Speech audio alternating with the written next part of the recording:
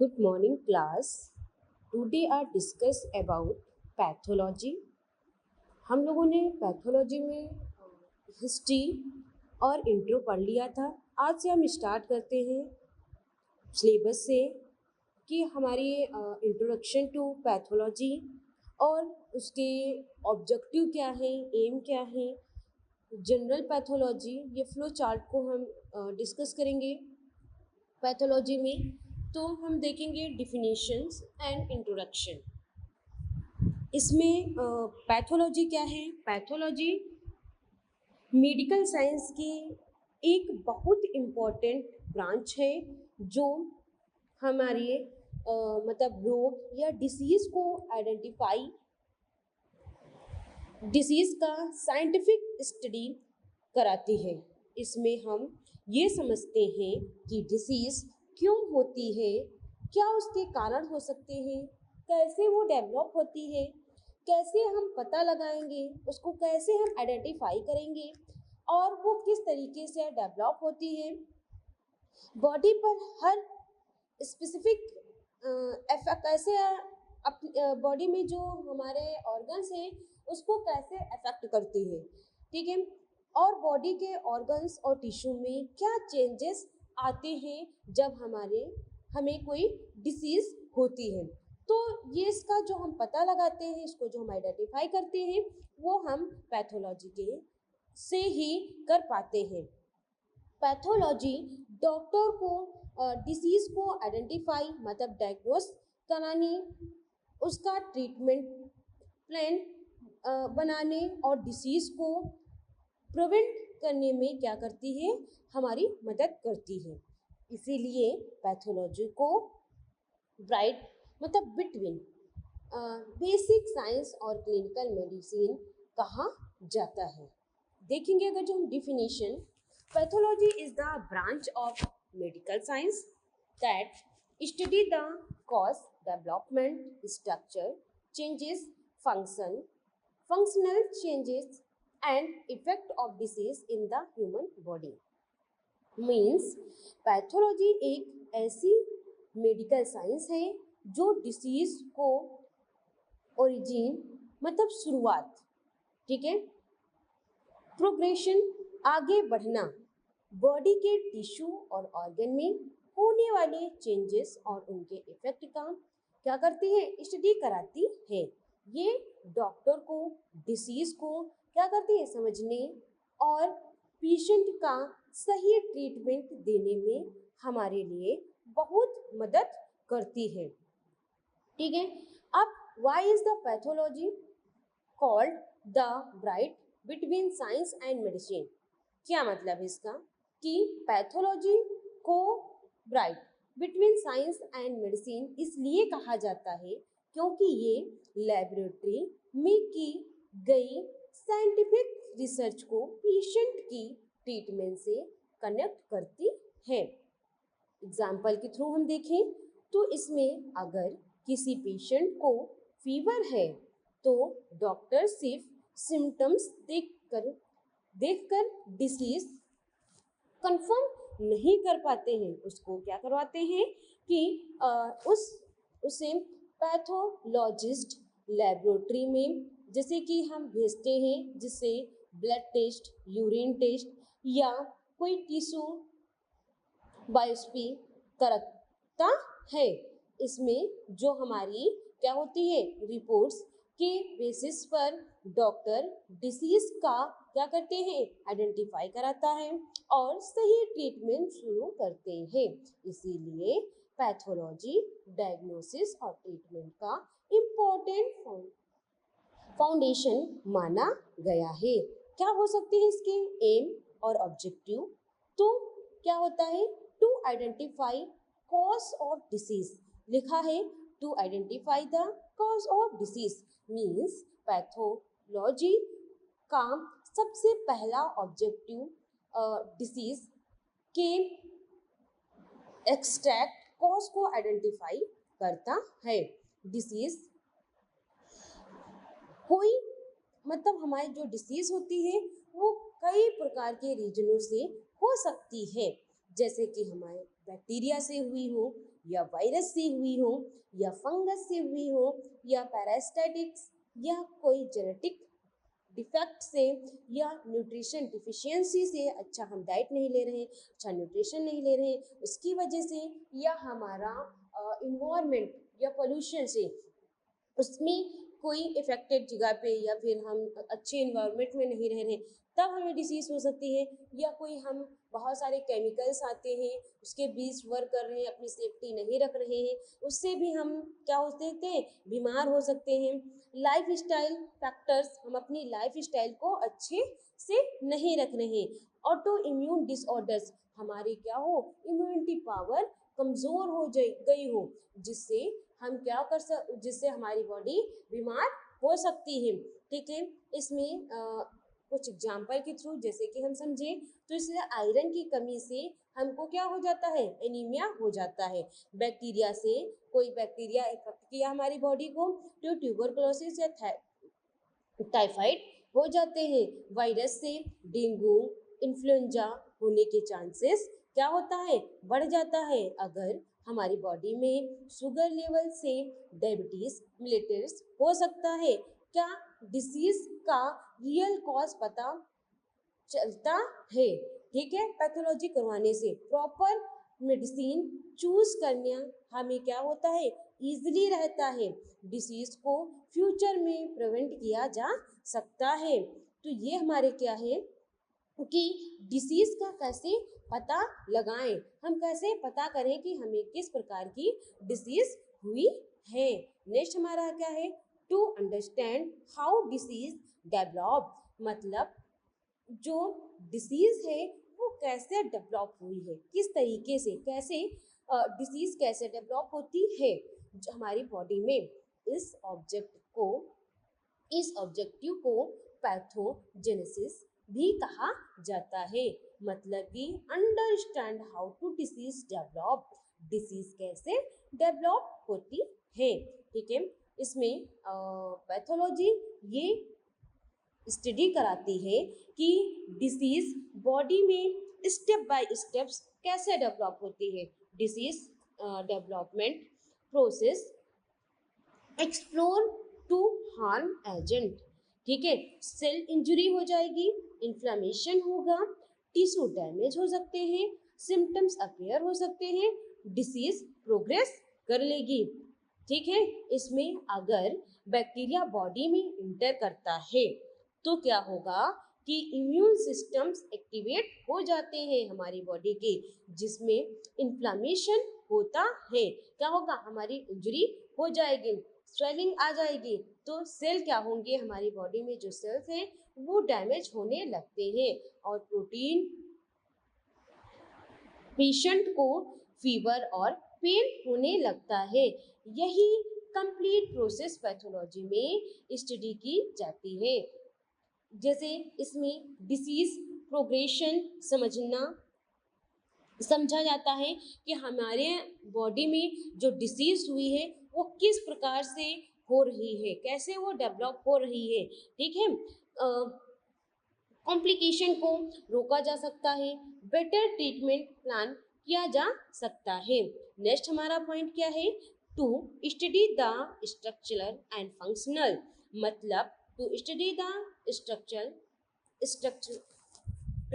And functional changes caused by disease, disease से होने वाले स्ट्रक्चरल और फंक्शनल चेंजेस की स्टडी करना। इसमें क्या होता है, डिसीज जो हमें डिसीज होती है सिर्फ सिम्टम्स नहीं दिखाई देते हैं, बल्कि बॉडी की टिश्यू और ऑर्गन में चेंजेस भी करते हैं। इसमें क्या होता है, जो हमारे स्ट्रक्चरल चेंजेस, ये मॉर्फोलॉजिकल चेंजेस भी कहा जाता है। ये बॉडी की टिश्यू और ऑर्गन की क्या होगी, शेप, साइज और अपीयरेंस में चेंजेस आ सकते हैं। इसमें क्या होगा, अगर जो कोई डिसीज हुई है तो हमारे बॉडी में जो टिश्यू ऑर्गन है उसमें शेप, साइज, जो अपीयरेंस है उसमें चेंजेस हो जाएंगे। जैसे स्वेलिंग होना, ट्यूमर का फॉर्मेशन होना, हमारी सेल इंजर्ड होना, नेक्रोसिस सेल डेथ होना, फैटी चेंजेस होना, फाइब्रोसिस होना, ये कुछ चेंजेस हमको दिखेंगे। इसमें फंक्शनल चेंजेस, फिजियोलॉजिकल चेंजेस, क्या फिजियोलॉजिकल चेंजेस होंगे? ऑर्गन की वर्किंग में चेंजेस हो जाएगा कि किडनी प्रॉपरली यूरिन फिल्टर नहीं करती, ये चेंजेस हो जाएंगे। हमारा हार्ट जो ब्लड पंप नहीं कर पा रहा अच्छे से, ठीक है, लीवर डिटॉक्सिफिकेशन कम कर देता है, तो क्या होंगे? ये ऑर्गन की वर्किंग क्या हो गई? चेंज हो गई। और जो ऑर्गन्स हैं वो अच्छे से, हमारी बॉडी के ऑर्गन्स अच्छे से वर्क नहीं कर पा रहे हैं, तो ये क्या है? फंक्शनल चेंजिंग, मतलब फिजियोलॉजिकल चेंजिंग हो सकती है। हमारे लंग्स और ऑक्सीजन जो है एक्सचेंज करना कम कर दें, तो ये सारी चीज़ें देखने को मिलेंगे। किडनी डिसीज में देखें स्ट्रक्चरल चेंजेस, किडनी की नेफ्रॉन क्या हो जाए? डैमेज हो सकती है। फंक्शनल चेंजेस, यूरिन फॉर्मेशन कम हो जाती है और वेस्ट प्रोडक्ट ब्लड में एक्यूमुलेट होने लगते हैं, ठीक है। इसमें क्या इम्पोर्टेंस होंगी कि हमारी डिसीज की सीवियरिटी क्या का पता चलता है, ऑर्गन डैमेज या इवेल्युएट होते हैं, ट्रीटमेंट डिसाइड करना इजी हो जाता है। तो ये हमने कौन सा पॉइंट पढ़ा? To study the structure and functional changes. फिर हम देखेंगे next, to axis in diagnosis and treatment. To exist in diagnosis and treatment, मतलब कि डायग्नोसिस और ट्रीटमेंट में हेल्प करना। इसमें क्या होता है कि पैथोलॉजी लैबोरेटरी टेस्ट के थ्रू क्या करेंगे? डिसीज को कंफर्म करती है। कॉमन डायग्नोसिस टेस्ट में जैसे कि हम कौन कौन से टेस्ट करवा सकते हैं? सीबीसी मतलब ब्लड बैंक और urine examination, stool examination, biopsy, cytology और हिस्टोपैथोलॉजी और कल्चरल एंड सेंसिटिविटी टेस्ट। ऐसे करके हम कुछ टेस्ट करवा लेंगे जिससे हमारे पेशेंट को फीवर है या ब्लड टेस्ट में WBC काउंट इंक्रीज हो गई है, तो इन सब का क्या होगा? पता चल जाएगा। कल्चर रिपोर्ट में बैक्टीरिया इन्फेक्शन कंफर्म हो जाता है। डॉक्टर एंटीबायोटिक प्रिस्क्राइब करते हैं, ठीक है। एक्यूरेट डायग्नोसिस हो सकती है, हम अच्छे से उसकी डायग्नोसिस कर सकते हैं, जांच पड़ताल कर सकते हैं। करेक्ट ट्रीटमेंट हमको मिल सकता है। रॉन्ग मेडिसिन से बच सकते हैं और पेशेंट जल्दी रिकवर हो सकता है ना। फिर हमारा है to help prevent the disease through earlier detection, मतलब अर्ली डिटेक्शन के थ्रू डिसीज को प्रिवेंट करना। इसमें क्या होता है? अगर किसी पेशेंट को डिसीज को अर्ली स्टेज में डिटेक्ट करना कर लिया जाए तो ट्रीटमेंट ज़्यादा इफेक्टिव हो जाता है। इसमें सीबीसी से एनीमिया का अर्ली डिटेक्शन करना, ब्लड शुगर टेस्ट से डायबिटीज़ का अर्ली डायग्नोसिस करना, लिपिड प्रोफाइल से हार्ट डिसीज़ का रिस्क पता चलना, पाम स्मीयर से रिकवर सर्वाइकल कैंसर का अर्लियर डिटेक्शन करना, बायोप्सी से कैंसर कंफर्म हो जाता है। इसमें क्या होता है? डिसीज सीवियर होने से पहले ट्रीटमेंट शुरू हो जाता है, ठीक है। कॉम्प्लिकेशन कम हो जाते हैं, मोर्टेलिटी रेट कम हो जाती है, पेशेंट की क्वालिटी ऑफ लाइफ क्या हो जाती है? इम्प्रूव हो जाती है। पैथोलॉजी से इम्पोर्टेंस क्या हो सकते हैं पैथोलॉजी के? इसमें क्या होगा? हमारे लिए क्यों इम्पोर्टेंट है ये पैथोलॉजी? पैथोलॉजी हम क्यों पढ़ते हैं, क्यों पैथोलॉजी हम टेस्ट कराते हैं, ये हम देखेंगे। तो इसमें डिसीज के एक्सट्रैक्ट कॉज को आइडेंटिफाई करना, डिसीज का मैकेनिज्म समझाती है, एक्यूरेट डायग्नोसिस में हेल्प करती है, डॉक्टर को प्रॉपर ट्रीटमेंट चॉइस कराने में क्या करती है, मदद करती है, अर्ली डिटेक्शन और प्रिवेंशन में इम्पोर्टेंट रोल निभाती है, मेडिकल रिसर्च और न्यू मेडिसिन के डेवलपमेंट में ये क्या करती है, मदद करती है, पेशेंट केयर और प्रोग्नोसिस को क्या करती है, इम्प्रूव करती है। तो ये हमारे क्या है, इम्पोर्टेंस ऑफ पैथोलॉजी। पैथोलॉजी में क्या होगा कि मेडिसिन ये हमारी मेडिकल साइंस की एक इम्पॉर्टेंट ब्रांच है जो डिसीज के etiology, pathogenesis, structural changes, morphological changes और फिजियोलॉजिकल चेंजेस, डायग्नोसिस, ट्रीटमेंट और प्रिवेंशन का स्टडी कराती है। यही लेबोरेटरी फाइंडिंग को क्लिनिकल प्रैक्टिस से कनेक्टेड करती है, इसलिए इसको हम basic science and clinical medicine कहा जाता है। पैथोलॉजी की नॉलेज डॉक्टर और हेल्थ केयर प्रोफेशनल को डिसीज को समझने, डायग्नोसिस करना, ट्रीट करना और प्रिवेंट करने में क्या करती है, बहुत इम्पॉर्टेंट रोल निभाती है। तो ये हमारा रहा पैथोलॉजी की डेफिनेशन और उसके एम एंड ऑब्जेक्टिव, उसका प्रिंसिपल। अब हम देखेंगे मेजर एरिया ऑफ पैथोलॉजी। ये जो फ्लो चार्ट है हम इसके बारे में डिस्कस करेंगे स्टेप बाय स्टेप।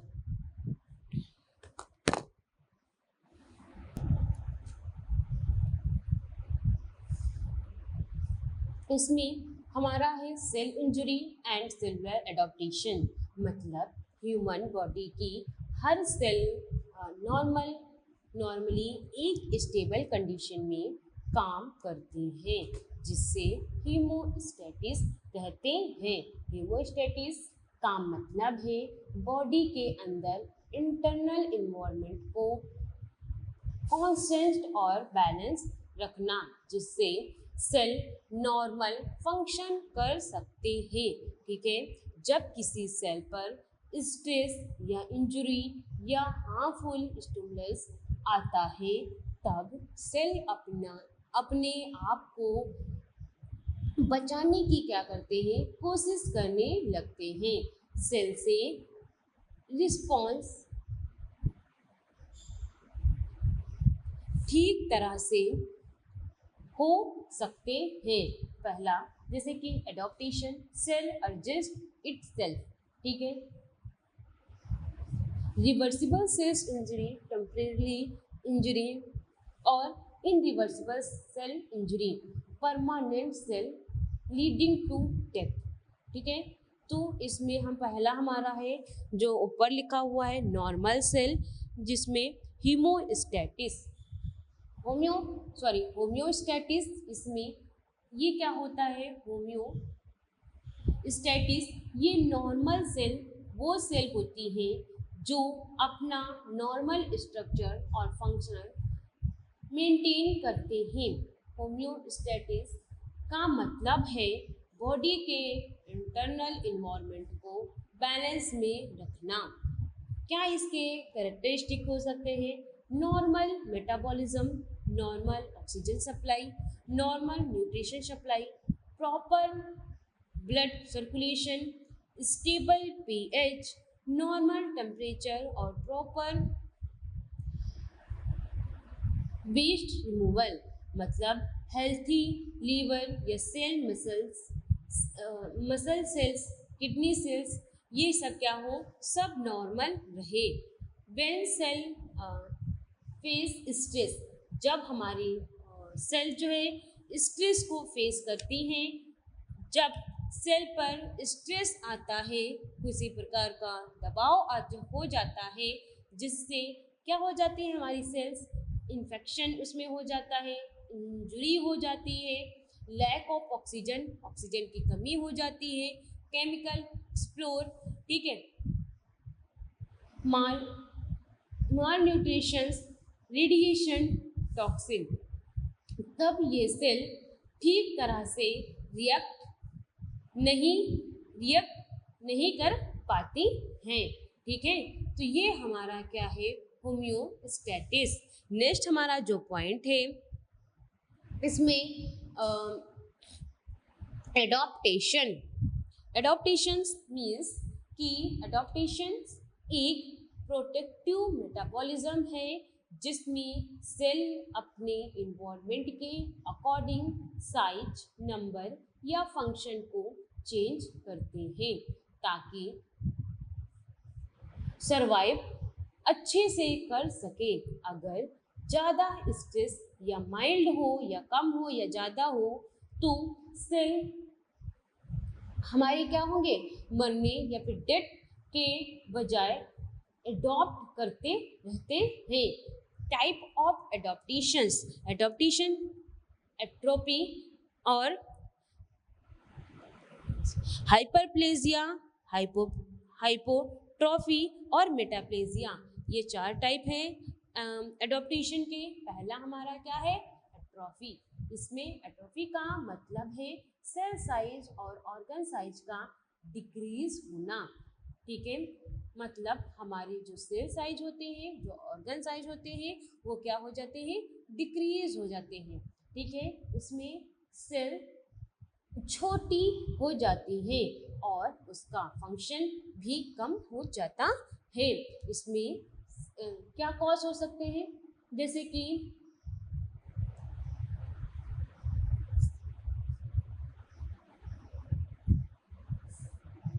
डिस्कस मतलब एक्सक्रीशन का करना या एजिंग या malnutrition, loss of blood supply, और नर्व हमारी जो है ब्लड की सप्लाई कम हो जाएगी, नर्व जो हमारी नर्व्स हैं वो डैमेज हो जाती है, हार्मोन्स की डिफिशियंसी हो जाती है। जैसे कि हमारा कोई ओल्ड एज में जो हमारी मसल्स होती है वो पतली होना। ठीक है, बेड रेस्ट के बाद मसल्स वेस्टिंग होना। इसमें ब्रेन एट्रोफी इन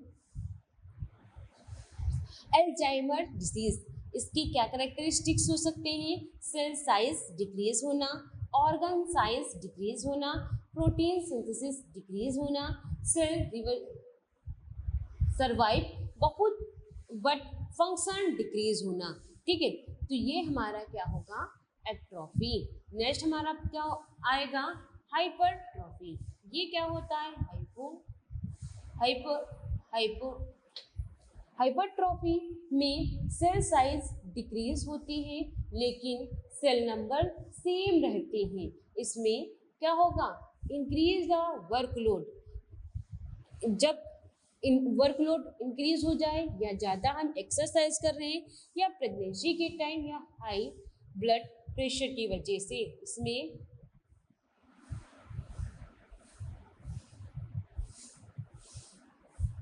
जैसे कि कोई व्यायाम कर रहा है, करने से स्केलेटन मसल्स बढ़े होना, हाइपर टेंशन में लेफ्ट वेंट्रिकल इनलार्ज होना, प्रेगनेंसी में यूट्रस इनलार्ज होना।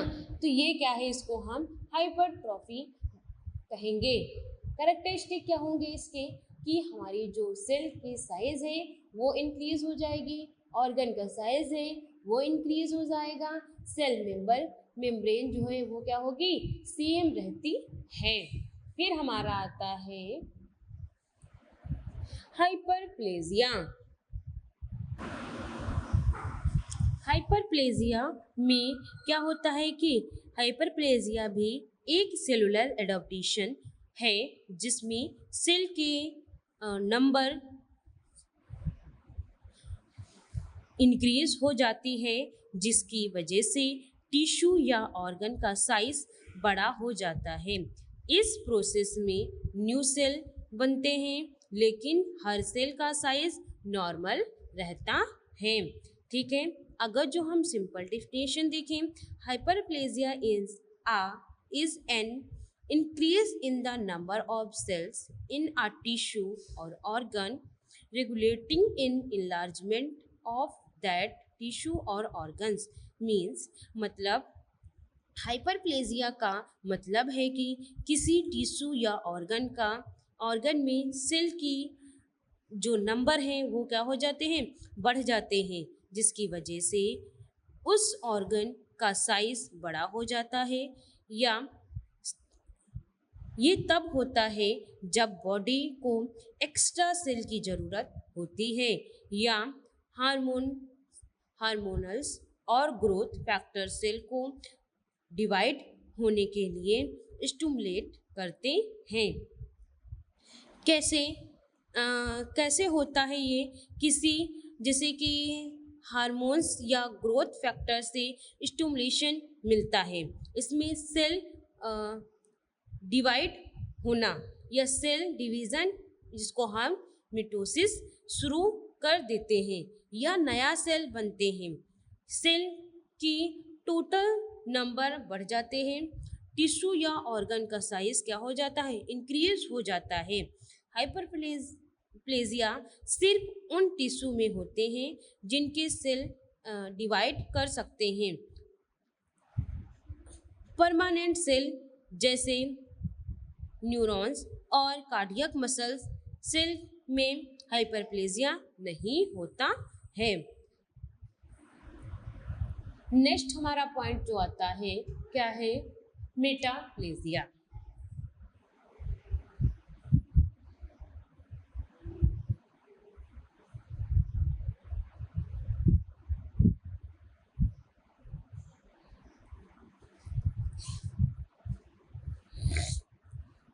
मेटाप्लेजिया एक रिवर्सिबल सेलुलर एडॉप्टेशन है जिसमें एक मैच्योर मतलब फुल्ली डेवलप्ड सेल टाइप की जगह दूसरा मैच्योर सेल टाइप आ जाता है ताकि टिश्यू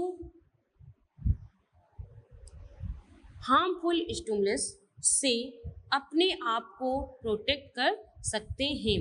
सिंपल अगर जो हम देखें तो metaplasia is the reversible replacement of one mature cell type by another mature cell type due to chronic irreversible irritation और स्ट्रेस। मेटाप्लेजिया का मतलब है कि बॉडी किसी कंटिन्यूअस इरिटेशन मतलब लगातार जलना या डैमेज, इन्फेक्शन या स्मोकिंग या विटामिन डिफिशियंसी के रिस्पॉन्स में एक नॉर्मल मैच्योर सेल को दूसरे मैच्योर सेल से रिप्लेस कर देती है। ये बॉडी का प्रोटेक्टिव एडॉप्टेशन है। अगर हार्मफुल स्टिमुलेशन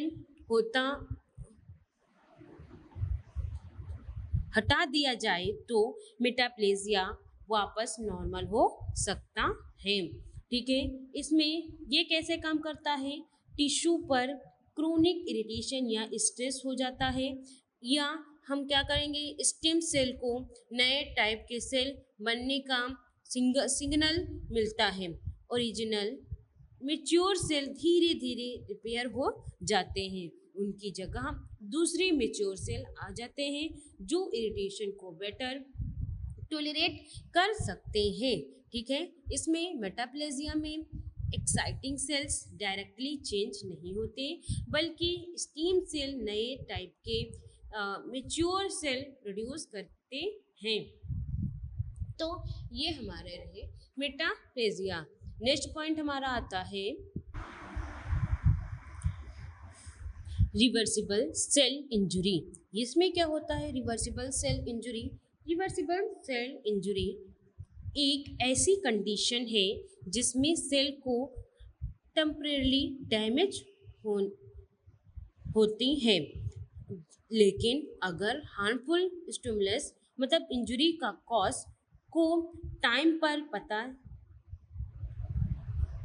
दिया जाए तो सेल अपनी नॉर्मल स्ट्रक्चर और फंक्शनल को वापस रिकवर कर लेते हैं। सिंपल अगर जो हम रिवर्सिबल सेल इंजरी की डेफिनेशन देखें तो reversible cell injury is a temporary and mild injury to a cell that can be completely reversed when the cause of injury is removed. Means कि सेल इंजरी तब होती है जब cell का किसी हार्मफुल फैक्टर से डैमेज पहुंचता है और वो अपना नॉर्मल फंक्शन प्रॉपरली नहीं कर पाते हैं। इसमें अगर डैमेज या माइल्ड और शॉर्ट टर्म हो तो रिवर्सिबल सेल इंजरी होते हैं। अगर डैमेज सीवियर और लॉन्ग टर्म हो तो इनरिवर्सिबल सेल इंजरी होती है, जिससे सेल की डेथ या नेक्रोसिस या एडॉप्टेशन हो सकते हैं। फिर कॉज ऑफ रिवर्सिबल इंजरी, इसमें किस तरीके से हाइपोक्सिया मतलब ऑक्सीजन की कमी, फिजिकल एजेंट या केमिकल एजेंट या इन्फेक्शन या हमारे न्यूट्रिशन इनबैलेंस, मेटाबॉलिक डिसऑर्डर्स, इनकी वजह से क्या होंगे कि इसमें ये इनरिवर्सिबल सेल इंजरी कॉज हो सकती है।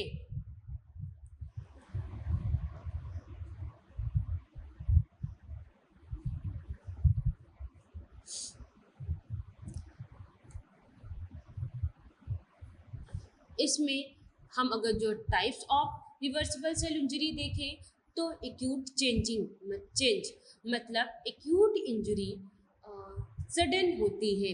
सबसे कॉमन फीचर्स है ये हमारा एक्यूट चेंजिंग, सेल स्वेलिंग मतलब हाइड्रोपिक चेंजिंग मतलब सेल के अंदर वाटर और सोडियम एक्यूमुलेट हो जाता है। जैसे कि एटीपी प्रोडक्शन डिक्रीज हो जाता है तो सोडियम पोटेशियम पंप फेल हो जाते हैं। सोडियम सेल के अंदर आ जाता है और वाटर सोडियम के साथ सेल के अंदर आ जाते हैं और सेल हमारी क्या हो जाती है, शेल हो जाती है। अगर जो हम माइक्रोस्कोपिक फीचर के हिसाब से देखें तो सेल हमारी क्या होंगी, इनलार्ज हो जाएंगी। पैलेट साइटोप्लाज्म हो जाता है, स्मॉल वैक्यूल्स हो जाएंगे। इसमें कुछ एग्जाम्पल देखेंगे तो वायरल हेपेटाइटिस या फिर माइल्ड किडनी इंजरी या mild liver injured.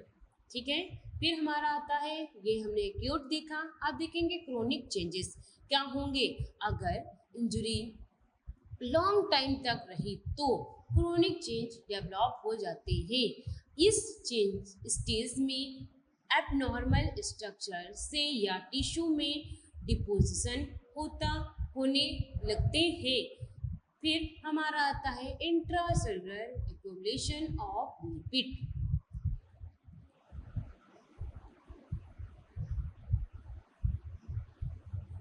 Intracellular accumulation of lipids, इसमें क्या होता है हम इसको देखेंगे।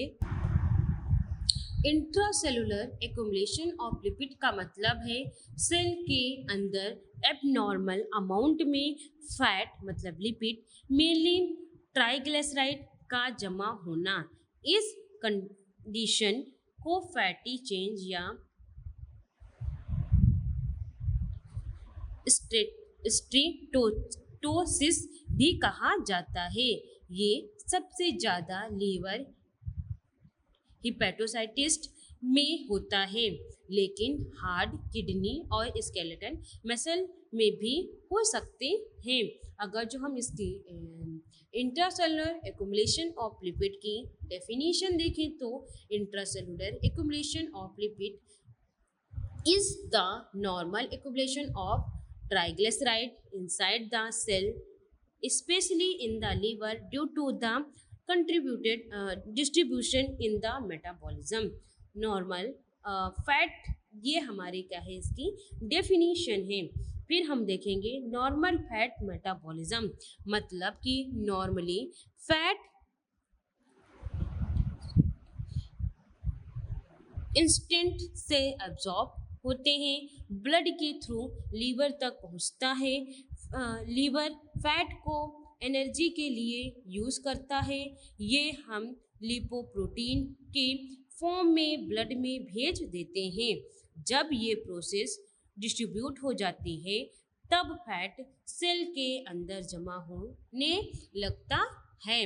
अब हम देखेंगे cause of intracellular lipid accumulation, किस तरीके से इंट्रासेलुलर लिपिड एक्युमुलेशन का कॉज होता है।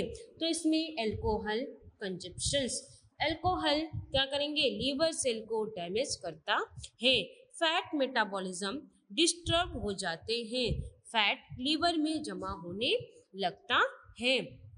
फिर हमारा नेक्स्ट पॉइंट है ओबेसिटी। ओबेसिटी मतलब इसके कारण भी हो सकता है बॉडी में एक्सेस फैट होने की वजह से लीवर में भी फैट डिपॉजिट हो जाता है। फिर हमारा आता है डायबिटीज मिलेटस, इसमें इंसुलिन की कमी या रेजिस्टेंस की वजह से फैट मेटाबॉलिज्म एबनॉर्मल हो जाते हैं। फिर प्रोटीन माल न्यूट्रिशंस, लिपोप्रोटीन कम बनते हैं, फैट लीवर से बाहर नहीं निकल पाता है। हाइपोक्सिया ऑक्सीजन डिफिशियंसी, ऑक्सीजन की कमी से लीवर सेल फैट को प्रॉपरली मेटाबॉलाइज नहीं कर पाते हैं।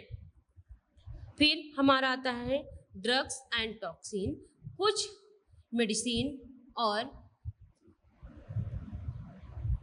क्या करते हैं, प्रॉपर लीवर को डैमेज करके फैटी चेंज कर सकते हैं। तो ये हमारे क्या है, इसके कॉज हैं। फिर हम देखेंगे कि किस जो हमारी पैथोजेनेसिस होता है इसका किस प्रकार का मैकेनिज्म होगा।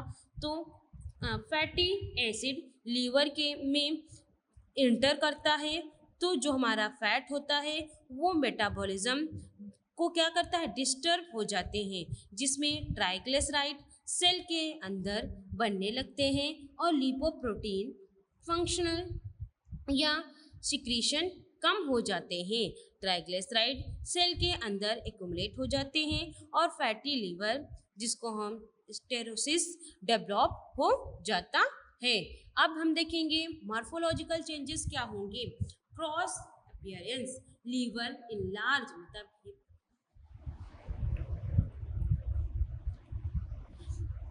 हो जाते हैं, लीवर येलो या शॉर्ट दिखता है, ऑयली अपीयरेंस होते हैं। माइक्रोस्कोपिक अप्रोचेस अपीयरेंस में हिपैटोसाइट के अंदर क्लियर फैट वैक्यूल्स दिखते हैं, न्यूक्लियस साइड में पुश हो सकते हैं, सीवियर केसेस में पूरा साइटोप्लाज्म फट सकता है। ठीक है, कॉमन ऑर्गन कौन कौन से होते हैं जो इफेक्ट हो सकते हैं, मोस्टली हमारा लीवर हो गया, हार्ट हो गया, किडनी हो गया और स्केलेटन मसल्स हो गए। ठीक है, फिर हम बात करेंगे pigment accumulation.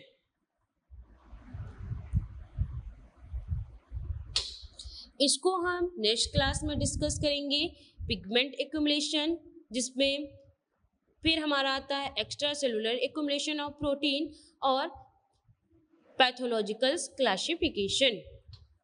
Thank you class.